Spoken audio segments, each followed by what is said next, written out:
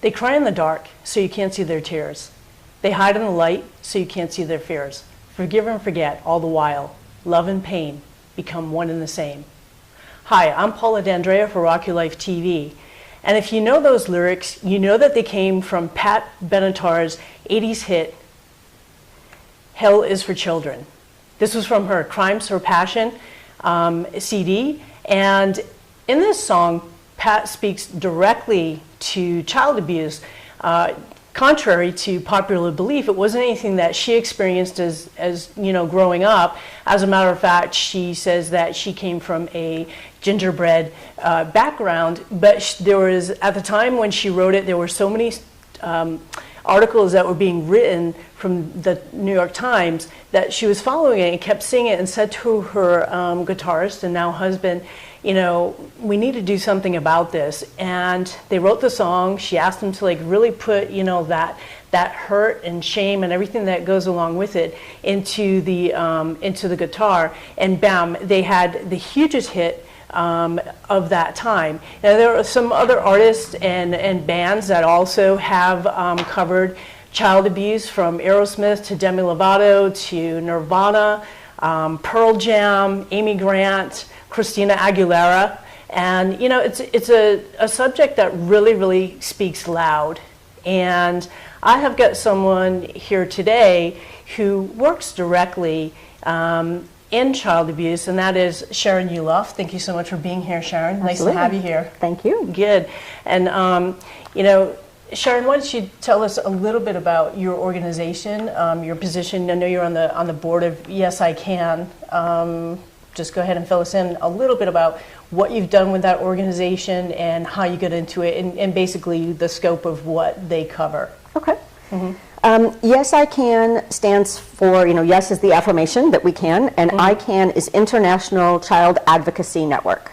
And we are the sole provider of online facilitated chat rooms for child abuse and domestic violence survivors. We are in our 16th year, and I've been on the board for about 11 and a half years now.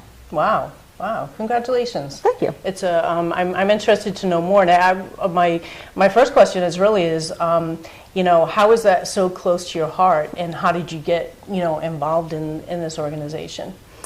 I'm a survivor, and a friend of ours who at the time was on the board had said that their mission was similar to what she had heard me say was my personal mission, to make sure that no other child went through what I went through, or even worse, because I certainly know people whose stories are much worse than mine. Mm-hmm. So she brought me into a board meeting, and she's, you know, now long gone, and here I am still here. Okay. Well, so you just kind of like, you know, stepped up and stepped in. Yeah. Yes. Yeah. Yes. And is that, you know, has that been something that you've done throughout your life, that you have, you know, really stepped up? No, this is a newfound skill as an adult. Mm-hmm.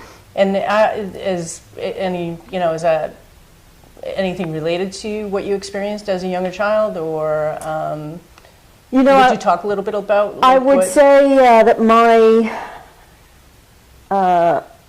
my internal dialogue because of the abuse was certainly, as with most survivors, filled with a lot of shame and a lot of, you know, I'll just be quiet. I don't need to say anything, and I only say something if I know that I'm really have something of value to say, and I don't want to just mimic what someone else said or say whether or not I agree or disagree. I tend to just, you know, be quiet. So that tends to be my general mode. Meld into the background a little bit, and I think that, you know, do you know the song that Pat Benatar song? And it was, you know, I was like, all of a sudden, you know, it went off, and I was like, oh yeah, God, I remember that song. But it's when you really, you know, those lyrics are like, you know, exactly what you said. They cry in the dark so you can't see their tears.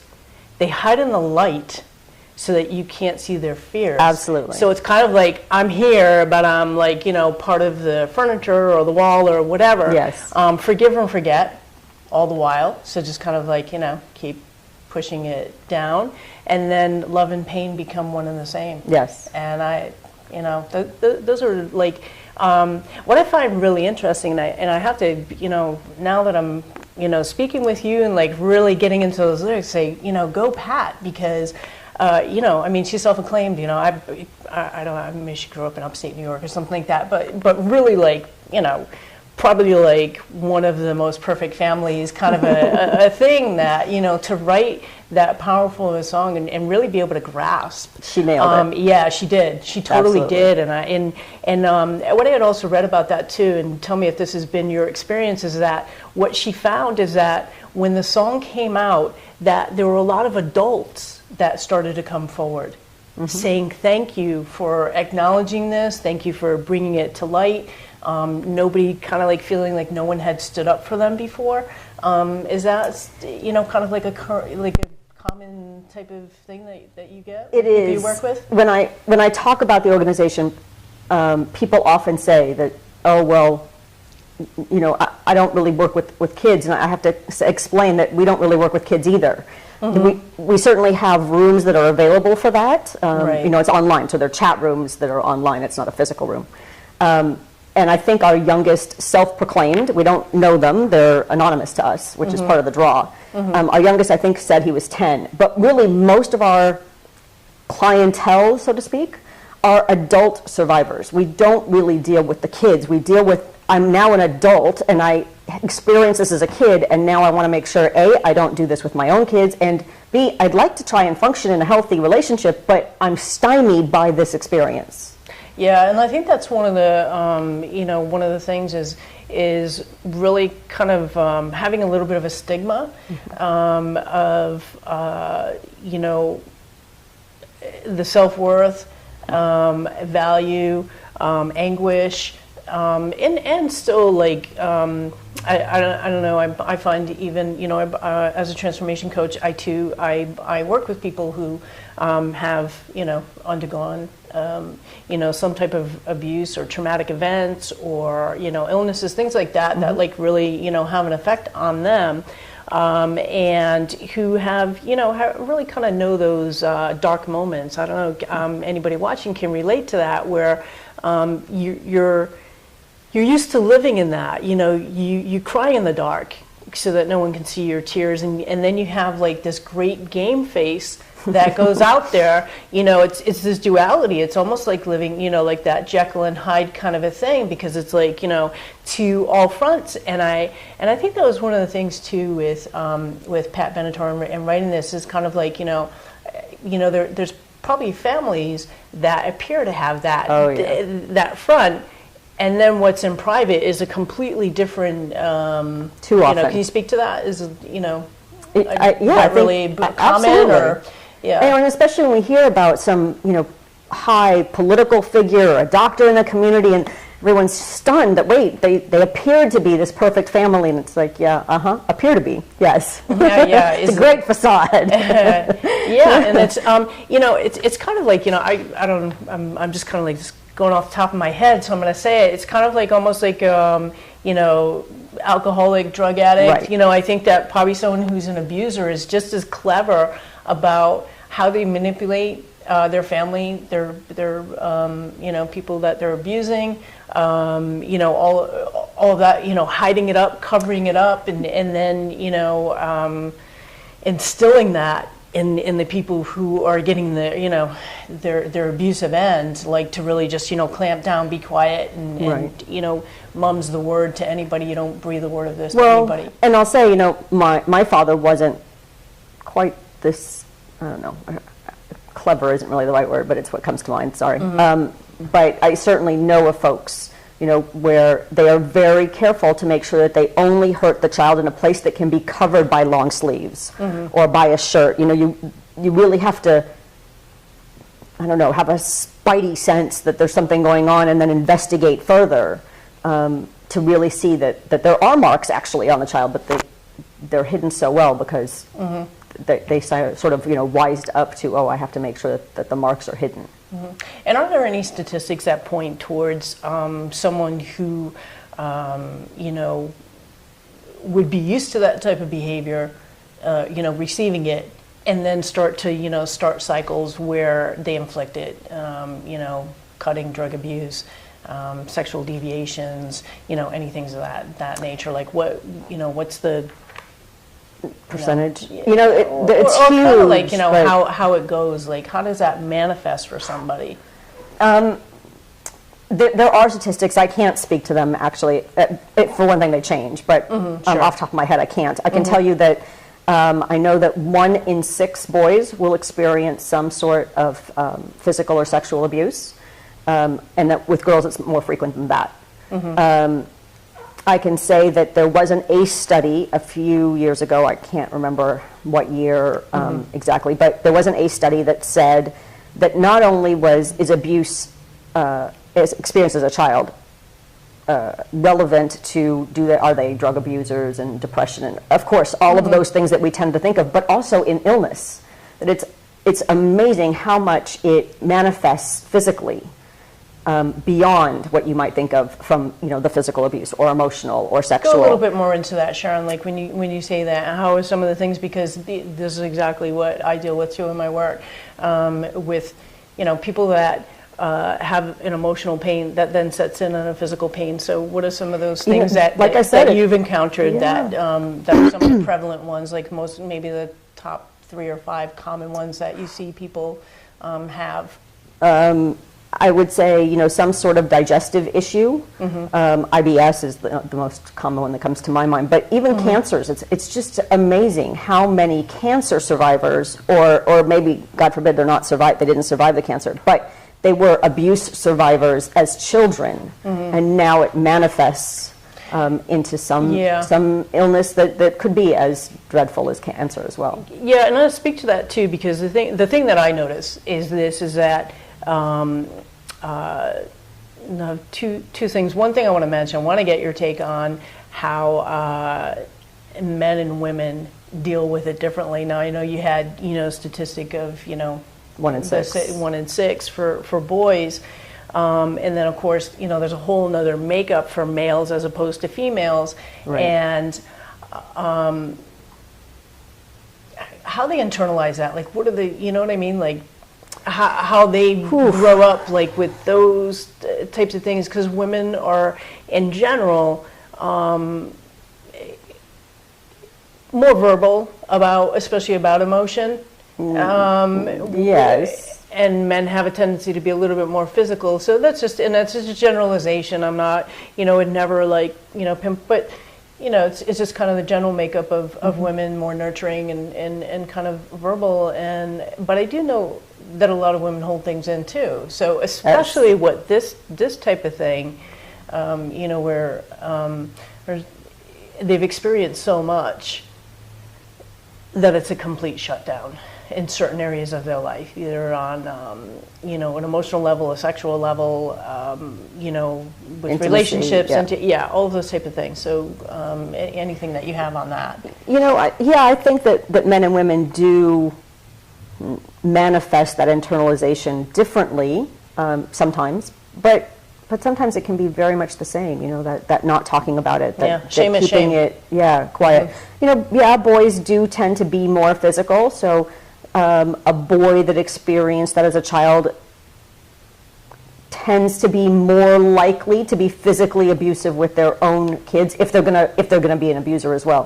What are some of the traits of that? Like, how really does that? Is it something that you find, or something that can point to, because you're really knowledgeable in this area, that it is kind of like one of those innate things, or it's such a learned behavior that's how they're reacting, and that's just because they don't have the boundaries, and it's just like kind of their reaction. Well, and nothing else was modeled for them. So, we survivors, we tend to hear a lot that if you were abused as a kid, you are going to abuse your own kids. You're going to repeat that cycle.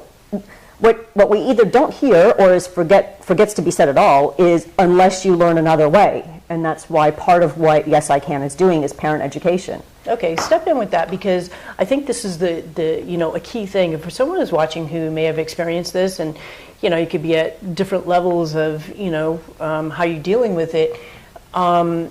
And also, Rock Your Life is all about, getting there, but and celebrating you and being able to accept yourself with, bad things that have happened, good things that have happened, tragic things that have happened, all of that, and really to love yourself enough to like just really deeply and completely be able to get in there and say, this is what I experienced, but it isn't who I am.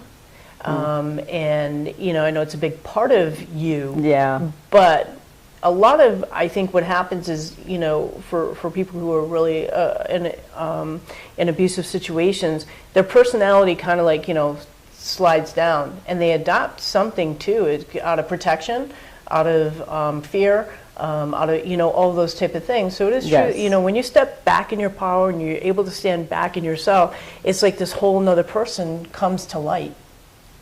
Almost, don't you think? I do think. I'll say I am grateful that I found the husband I found.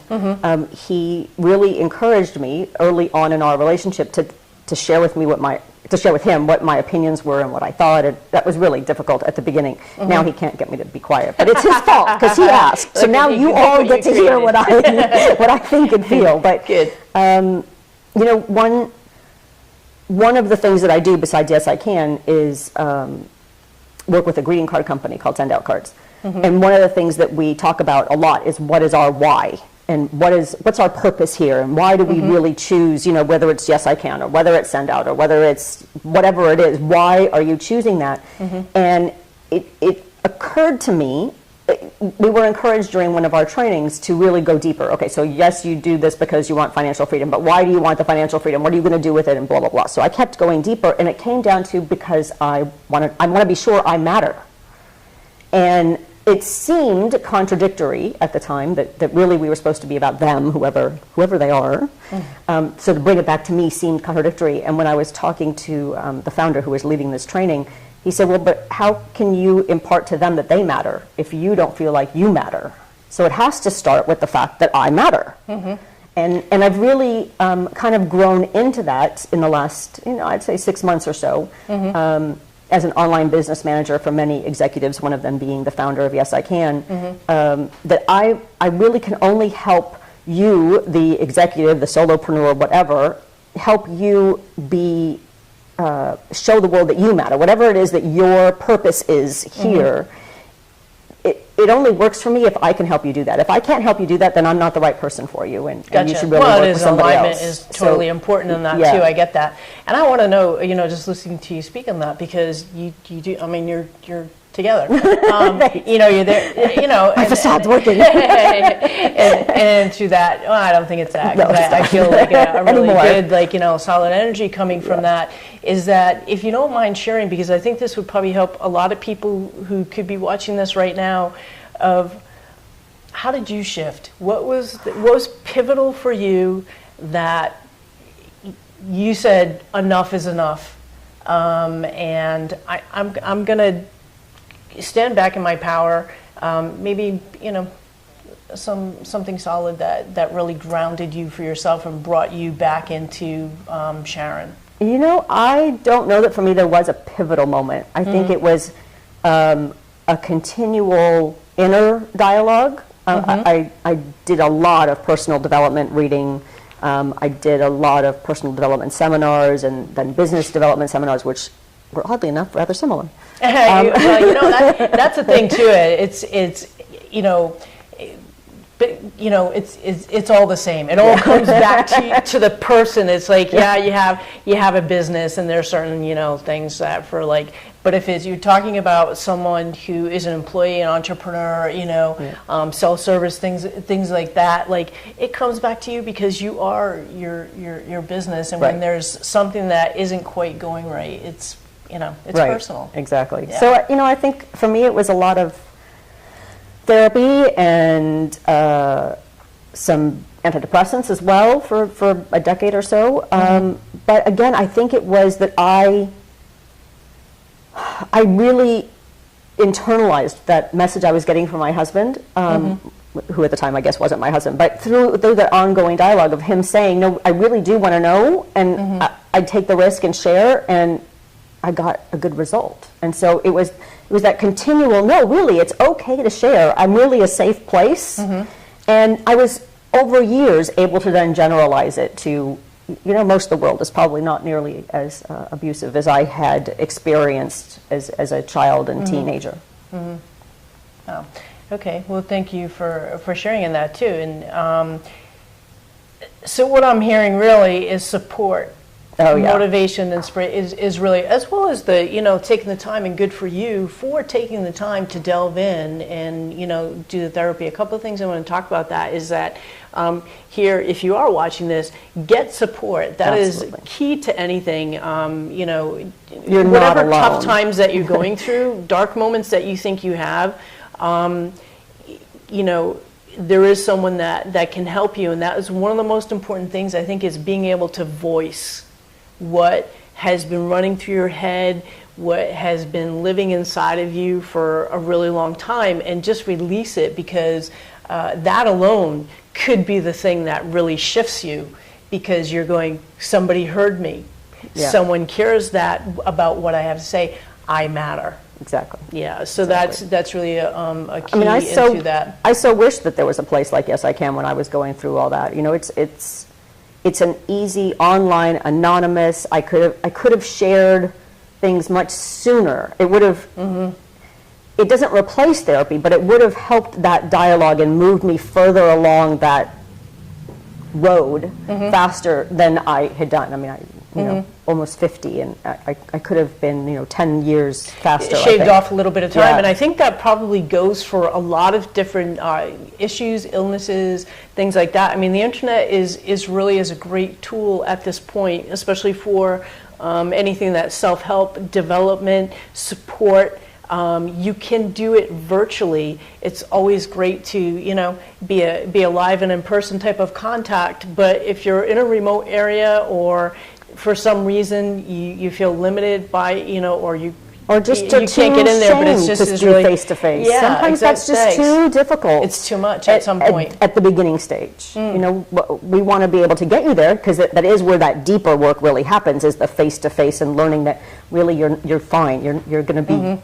I'm going to be fine in your presence, and you're fine in my presence. But to get to that place sometimes needs that faceless anonymity where I can just type and know that I'm heard because you're responding to me, and yet you don't see me. You don't really even know my real name because I've given you some phony baloney, you know, login so username. tell me how that is with yesican.org, right? Yeah. Is that, so it's actually somebody, is there somebody actually fielding the questions at given times for people yes. that write in? It's a facilitated chat room. So our facilitators are trained. They go through 60 hours plus, but the core is 60 hours of training.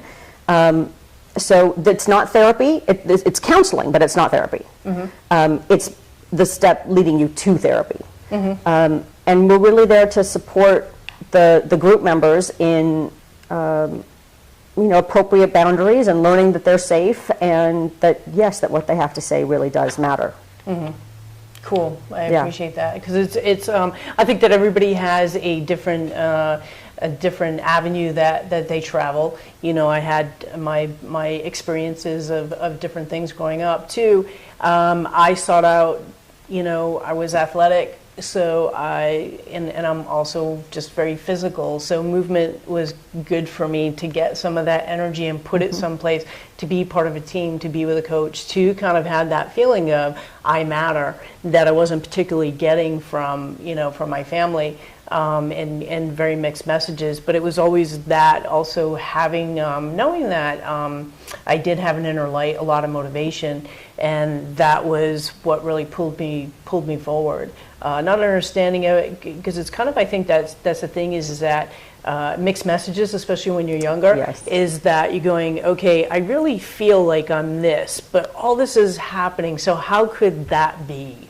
You know, almost Yes. like that kind of thing, and so you live in the trance of this and that experience, and keep repeating that and finding different ways to keep that alive, as opposed to bringing who you really are to life. So in Rock Your Life, that is what we want to do, is, you know, bring all the parts of you, your intellect, your social, your emotional, your energetic, you know, your physical, all of those dimensions are part of you, and to grow into and to really celebrate, and to, you know, that's what helps you rock your life. So that's it in a nutshell. So anything else that you could add for us, Sharyn? I love what you've presented so forth, and I really appreciate you coming up, because Thank you. yeah, it's definitely a you know, a topic for a lot of people, and something that a lot of people experience throughout their lives, and then carry through and don't ever let go. So I'm happy that you let go, because you're totally rocking it, and you're one of those people, and you are one of those people who rock. You know, you totally are. So so I think that. Thank you, thank you. I don't really know what to add. I think we've said a lot in this little bit, and you know, if you are experiencing those kinds of issues, then please check out yesican.org. You can always reach out to me personally as well. I have, you know, quite a bit of social media presence, and you can find me there. And go ahead and spell, you know, Sharyn. Spell yes. your name, because it's... My father was, you know, kind in so many ways, and one of them is apparently he wanted me to spell my name all the time. So, well, yes. we want to know. You know what? He did you a favor, because we want to know who you are. And it's a good way to get that visibility, to stand up and say, I'm Sharyn Yuloff, and this is how you find me. Yes. So go with that. So to spell my name, it's Sharyn, and the last name is Yulo, F as in Frank, F as in Frank. And I've kept it pretty consistent across all social media. It's first initial, last name.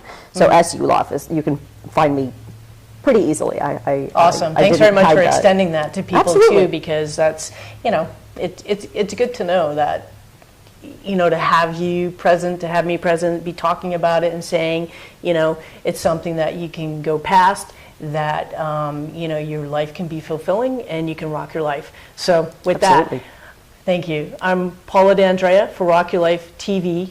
And, you know, to stay in tune, stay up on topics, and find out more about people who rock like Sharyn, you can go to pauladandrea.com/RYLTV, pick up a free gift, and get on the list so that you don't miss anything coming up. So thank you so much for watching. Rock yourself out.